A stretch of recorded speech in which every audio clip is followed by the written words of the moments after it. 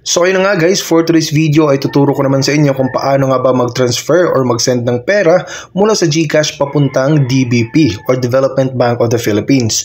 So ang first na gagawin natin ay pumunta sa Play Store at i-update yung mobile application ni GCash. So ang reason kung bakit kailangan natin i-update yung mobile application ni GCash ay para hindi tayo maka-encounter ng kahit anumang glitch or mga problema sa pag-transact natin gamit yung mobile application ni GCash.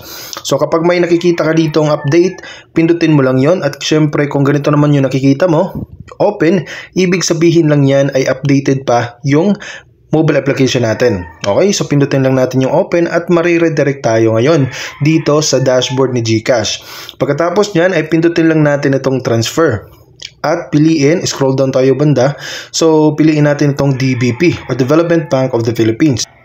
At pagkatapos nga nating pindutin yon ay merong mga information na kailangan nating i-fill up para mag-proceed tayo doon sa transaction natin. So una ay kailangan natin ng amount kung magkano yung ipapadala natin. Maximum of 50,000 po yung per transaction na pwedeng gawin dito.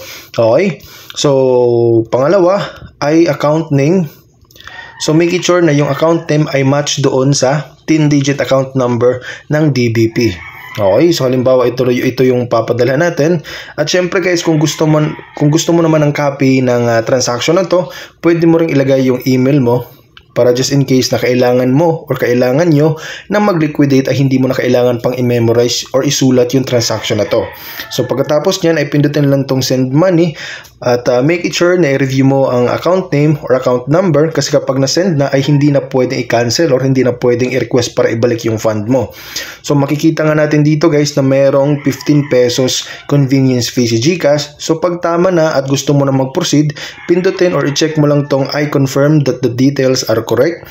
Tapos pindutin na itong pay now. So make it sure guys na i-double check yung account nyo or i-double check itong mga information na to bago nyo i-click tong pay now. Okay? Kasi ito ay powered by InstaPay. So after pindot to, itong pay at nag-successful yung transaction natin, automatic na magre-reflect agad yung pera dito sa account number ni DBP. So kung may mga katanungan ka, please make it sure na i-comment down below at sasagutin ko lahat ng mga question nyo.